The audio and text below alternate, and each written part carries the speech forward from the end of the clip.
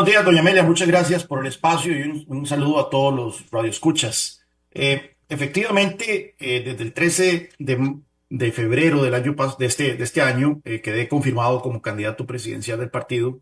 No hubo convención. Este fin de semana, sin embargo, el 27 de abril, tenemos el proceso de elecciones cantonales del partido, en donde se empiezan a renovar las estructuras de la Unidad Social Cristiana de cara a los próximos comicios. Es un proceso que no deja de ser importante, es relevante en este proceso de renovación que hemos liderado desde hace aproximadamente 2 años.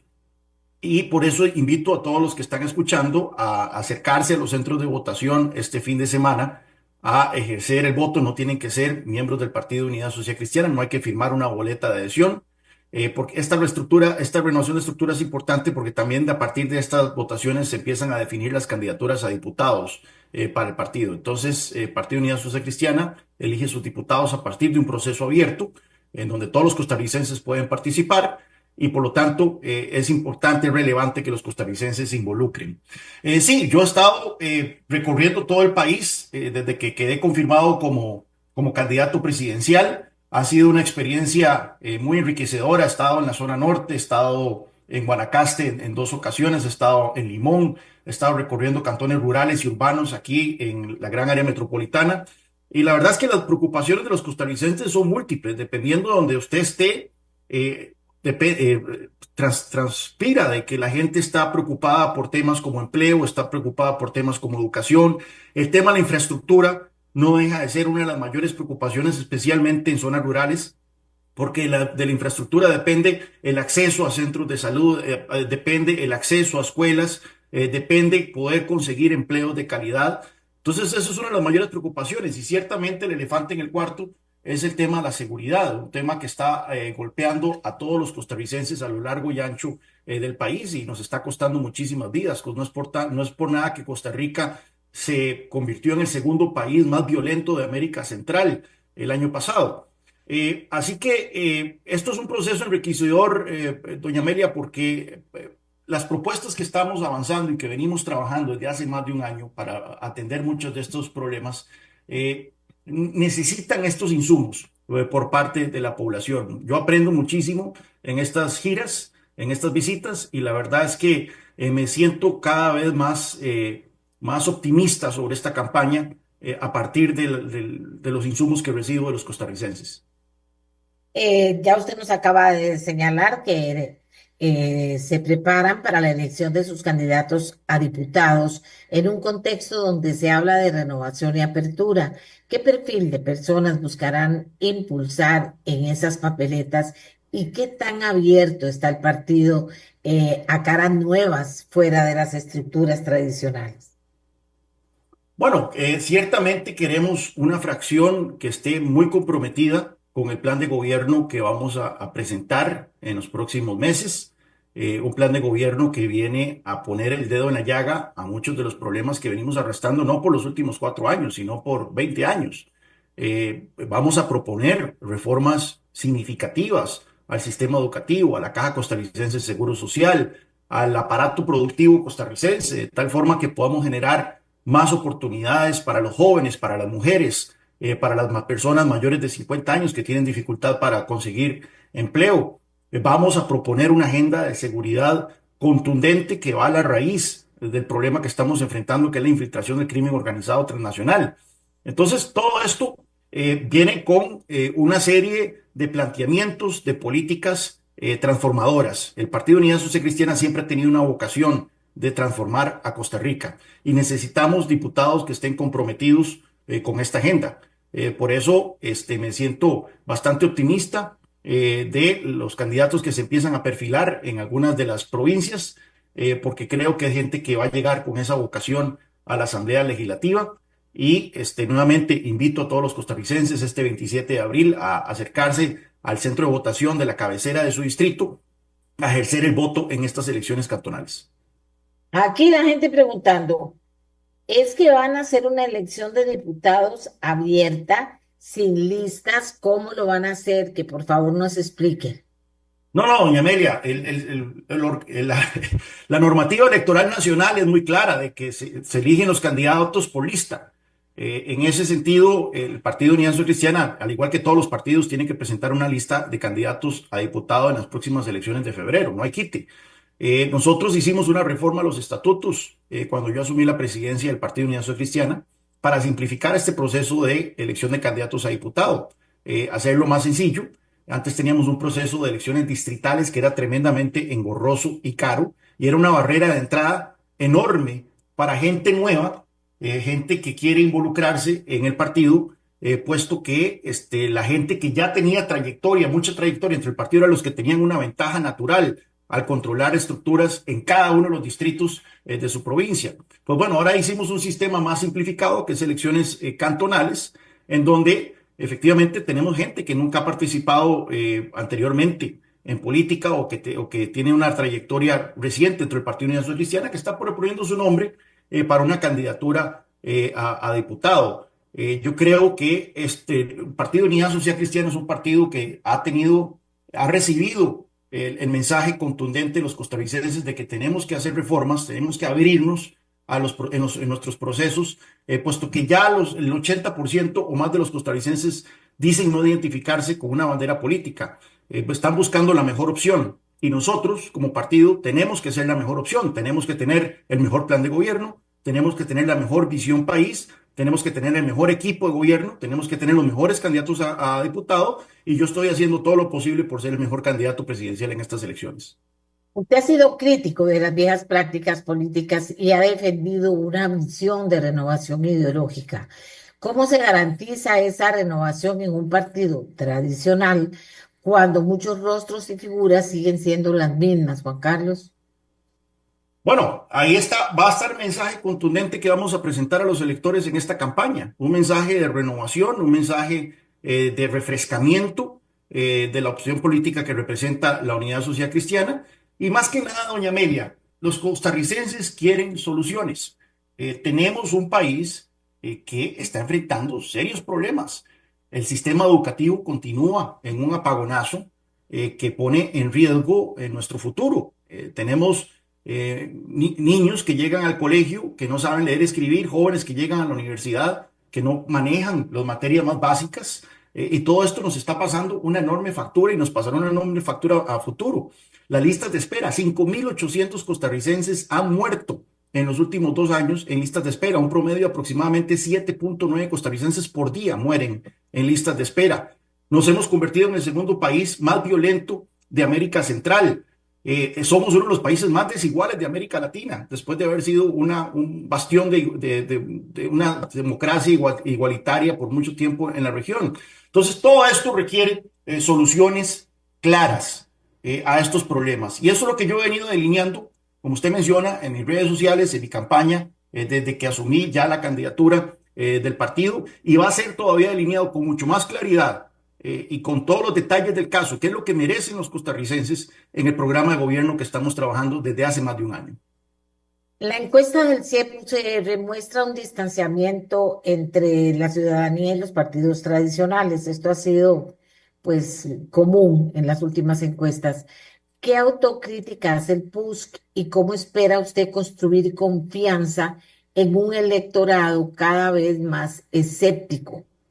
Sí, A ver, diga, cuénteme. sí, no, no, es una excelente pregunta. Yo creo que es muy, muy relevante en este escenario, puesto que, como usted lo menciona, el 80%, según esa encuesta, de los costarricenses dice no tener bandera política. Ahora bien, nosotros no podemos hacer campañas políticas a la usanza antigua, apelando a los colores tradicionales, destacando los logros del pasado, aunque nos enorgullecemos muchísimo de los logros de previas administraciones del Partido Unidad Social Cristiana. Aquí tenemos que ofrecer las soluciones puntuales a los problemas que están viviendo los costarricenses. Y como usted le mencionaba, como le mencionaba anteriormente, simplemente tenemos que ser los mejores. En este escenario, no se vale apelar a glorias pasadas. Sí, tenemos que tener la mejor propuesta, tenemos que tener la mejor visión, tenemos que tener los mejores candidatos y el mejor equipo de gobierno. Y en eso estamos trabajando arduamente. Por eso es que estoy visitando y recorriendo el país, porque es importante escuchar a los costarricenses y también me he dedicado de lleno en estos meses, en estas semanas, a trabajar nuestra propuesta de gobierno. Tenemos un excelente equipo que está trabajando en esto, coordinado en este momento por el economista Víctor Umaña. Se encuentran doña Abril Gordienco, doña Astrid Fischer trabajando en el plan de gobierno como coordinadores del mismo. Y tenemos aproximadamente unos 15 núcleos de acción programática en economía, en agricultura, en infraestructura, en transición energética, en ambiente, entre otros, trabajando la propuesta programática del partido, que de nuevo esperamos tener mucho alcance en los próximos meses y que los costarricenses reconozcan que el Partido de Unidad Social Cristiana es el que tiene el mejor planteamiento de cara a las elecciones de febrero.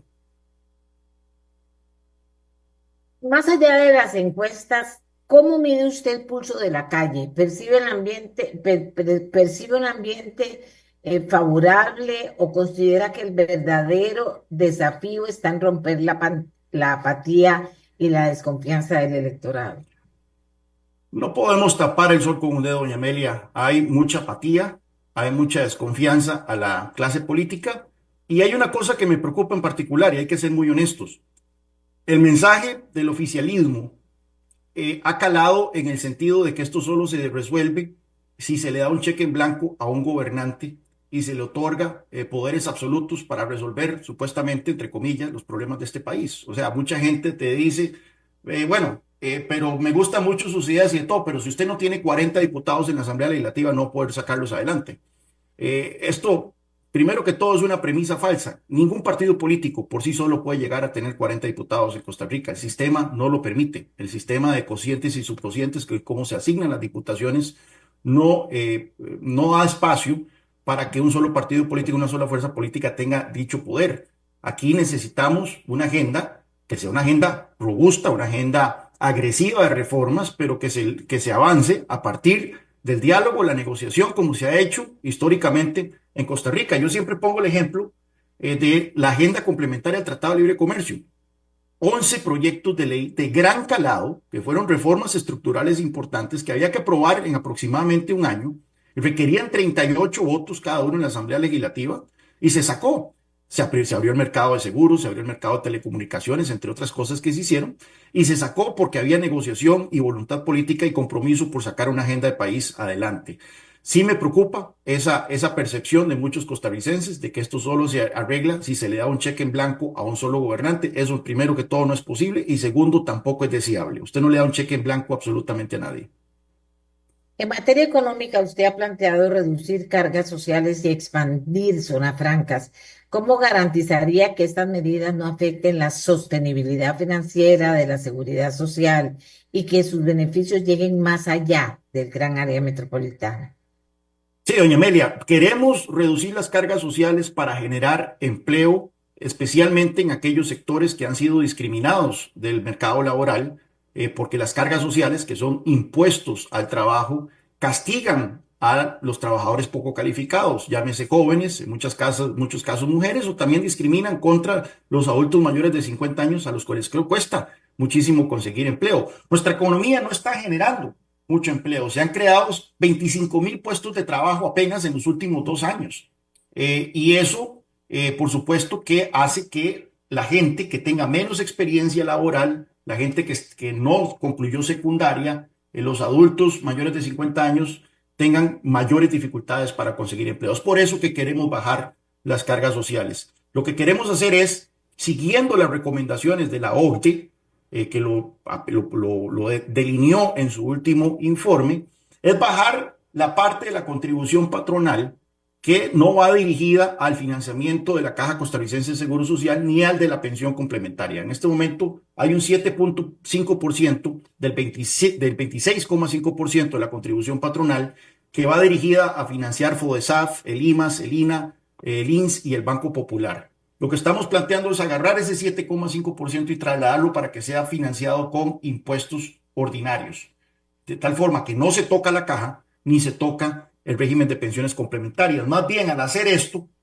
vamos a incentivar la formalidad en el mercado laboral, y recordemos que un 40% de los costarricenses están en el mercado informal, no tiene un trabajo en donde esté cotizando a la Caja Costarricense de Seguro Social, precisamente porque las cargas de la formalidad son muy altas. Al reducir usted estas cargas, va a incentivar más la formalidad y esto va a contribuir a las finanzas de la Caja Costarricense de Seguro Social.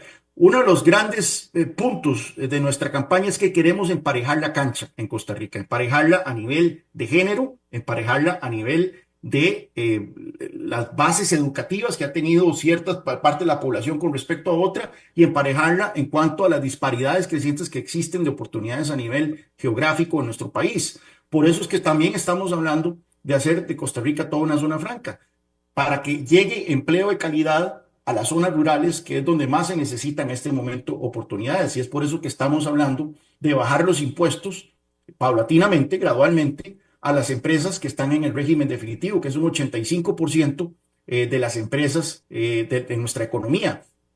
Son empresas que están cargadas de impuestos, cargadas de regulaciones, de tramitología, y por eso es que tienen pocos niveles de crecimiento y de generación de empleo. Vamos a bajar los impuestos de manera paulatina para tampoco afectar las finanzas públicas y tratar de emparejar, de empatar ese régimen definitivo de una manera, en un lapso de 10 años, empatarlo con el régimen de zona franca, de tal forma que toda la economía tenga una tasa impositiva competitiva y con todo el país se beneficie entonces de un ambiente de generación de empleo y no solo se concentre aquí en la gran área metropolitana. Usted ha sido crítico de algunos posicionamientos o posiciones del actual gobierno. ¿Qué diferencias fundamentales existen entre su visión del liderazgo presidencial y la del presidente Rodrigo Chávez?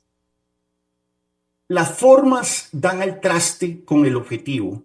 Incluso cuando usted está a favor de algunas posiciones del presidente, y yo tengo en ciertos temas posiciones similares a las del presidente, en temas como, por ejemplo, ahora está oyendo al ministro de Justicia, en temas penitenciarios y demás, aunque no estoy de acuerdo en una megacárcel como él lo propone, no creo que sea conveniente para el país copiar las experiencias de otros países que han tenido circunstancias muy distintas, pero en otros temas como 5G, como apertura comercial y demás, yo coincido con la visión del presidente. El problema es que las formas dan al traste con los objetivos. Entonces, cuando usted se dedica a insultar, a llamar ratas y cucarachas a los diputados, a amenazar, a intimidar a los diferentes órganos del Estado, pues bueno, va a generar eso resistencia. Al final nada se va a hacer. Y el cambio tan deseado que queremos en muchas cosas no se va a materializar. Entonces es un tema en donde sí hay diferencias de fondo, en algunos temas también. Este presidente en múltiples ocasiones ha hablado de aumentar impuestos en la economía. Yo no estoy a favor de aumentar impuestos, entre otras cosas, pero en el tema particular de la mayor diferencia entre el oficialismo y mi campaña es que nosotros vamos a apelar a la unidad de la familia costarricense. Vamos a buscar consensos, vamos a buscar negociaciones y diálogo para sacar adelante esta agenda de cambio que es tan necesaria para el bienestar de los costarricenses. ¿Qué mensaje le da a los jóvenes y los votantes indecisos que no se sienten representados por los partidos tradicionales? ¿Qué lo hace diferente a usted como candidato? Primero que todo, yo sé que esto es cansado oírlo muchas veces de algunos actores, pero yo no soy un político de carrera. Yo tengo 5 años de estar involucrado en política. Tenía mi carrera profesional fuera del país. Regresé porque estoy convencido de que Costa Rica tiene todas las condiciones para salir adelante si implementamos una agenda agresiva de reformas y cambios en muchos ámbitos de la vida política. Me metí en esto porque estoy convencido también de que en política no hay sillas vacías. Y si uno no participa, y si uno se lava las manos como Poncio Pilato hizo, eso no quiere decir que esas curules van a quedar vacías o que la silla presidencial va a quedar vacía. Otros van a tomar decisiones por uno. Y uno se puede desentender de la política, pero la política no se desentiende de uno. Esas altas tasas de criminalidad, eso es política. Las presas es política. El alto costo de la vida es política. Las listas de espera es política. Todos esos son problemas que nos afectan en el día a día y que solo se resuelven si nosotros nos involucramos y tomamos parte en el proceso de toma de decisiones que es esta la política. Por eso nuevamente invito a la gente a participar este 27 de abril en el proceso electoral interno del Partido Unidad Social Cristiana para garantizarnos de que la representación del partido en la próxima Asamblea Legislativa y en las estructuras internas del partido sea una representación que esté a la altura de los desafíos que enfrenta Costa Rica. Para terminar, ha propuesto el fortalecimiento de la fuerza pública. ¿Qué estrategias específicas implementaría para mejorar la seguridad sin caer en prácticas represivas o violatorias de derechos humanos? Bueno, eso es clarísimo y ese es uno de los grandes desafíos que tenemos, doña Amelia, cómo combatir un enemigo formidable utilizando herramientas formidables, pero sin atentar contra las libertades civiles y el debido proceso. Vea, por ejemplo, lo que está pasando en este momento en Estados Unidos, en donde se está deportando gente sin que se haga el debido proceso. Y esto, por supuesto, que es violatorio de garantías constitucionales y de derechos humanos. Yo lo que digo es que la política de seguridad es una mesa de cuatro patas y tenemos que trabajar esto en cuatro frentes distintos. No hay pomadas canarias en esto ni en otros temas. Mucha gente dice, mira, pero esta solución que usted plantea no va a resolver el problema. Muchas veces no es una sola solución la que resuelve el problema, son varias soluciones todas encaminadas en una misma dirección. Usted mencionó muy claramente, tenemos que fortalecer la cantidad de efectivos de la fuerza pública, la relación entre policías y población en Costa Rica es inferior al promedio de América Latina y para por lo menos equiparar el promedio de América Latina necesitamos 6.500 efectivos más de la fuerza pública en nuestras calles y comunidades. Hace poco estuve en el Palenque Tongibe, en Guatuso, hace unos meses, y le pregunté al cacique cuál era su principal preocupación y me dijo que no hay presencia de la fuerza pública en el Palenque y hay infiltración del crimen organizado. Vea usted, en el Palenque Tongibe, en Guatuso, y por eso es que desearía una mayor presencia de la fuerza pública. Necesitamos más efectivos, pero también necesitamos apoyo internacional aquí, doña Amelia. Costa Rica se convirtió en el principal foco de exportación de cocaína a Europa y es por eso que vamos a negociar un acuerdo de cooperación policial con el viejo continente, con la Unión Europea, de tal forma que tengamos un destacamento policial de la Unión Europea en el puerto de Moín, colaborando con la fuerza pública para garantizarnos de que las exportaciones costarricenses no vayan contaminadas con droga hacia el viejo continente.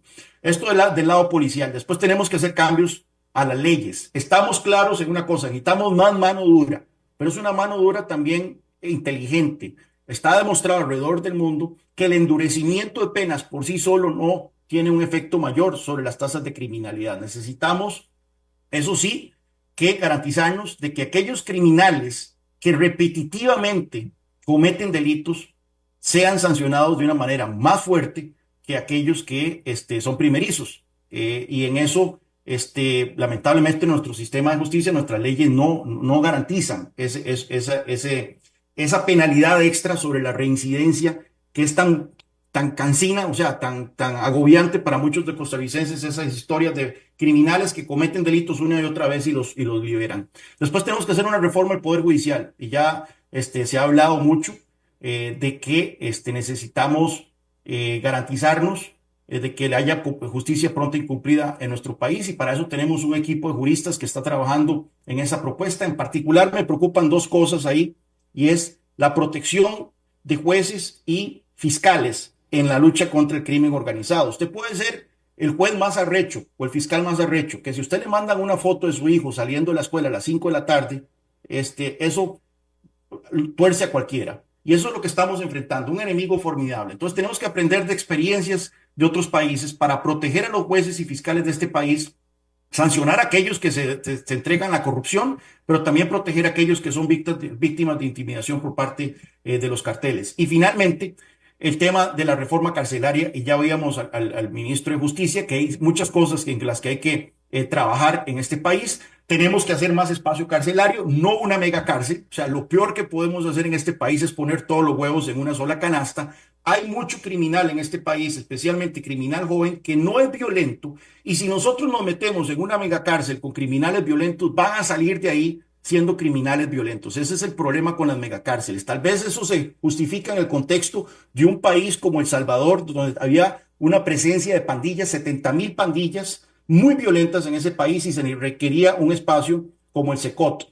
Pero en Costa Rica tenemos otra realidad y por lo tanto necesitamos cárceles diferenciadas de acuerdo al nivel de peligrosidad y sí tenemos que invertir fuertemente en la reinserción de aquellos elementos que pueden volver a la sociedad de una manera productiva. Cada reo, doña Amelia, cada reo le cuesta al país $2.200 al mes. Eso ninguna escuela privada le cobra a usted aquí en Costa Rica $2.200 al mes. Y por lo tanto tenemos que hacer un uso muy efectivo de esos recursos de tal forma que nos garanticemos que aquellas personas que necesitan quedarse en la cárcel lo más posible lo hagan y no sean una amenaza para la sociedad, pero aquellos que podamos reinsertar también a la sociedad lo hagamos y no los convirtamos en criminales peligrosos. Esa es la política de cuatro frentes que nuevamente vamos a delinear con mucho más detalle y uno no espera que en 8 minutos la gente pueda entender la magnitud de la protesta que estamos haciendo, pero vamos a delinear con mucho más detalle en los próximos meses en nuestro plan de gobierno. ¿Sí o no? Para terminar, la gente quiere saber si iría o no con doble postulación. No, de manera contundente yo no iría con doble postulación.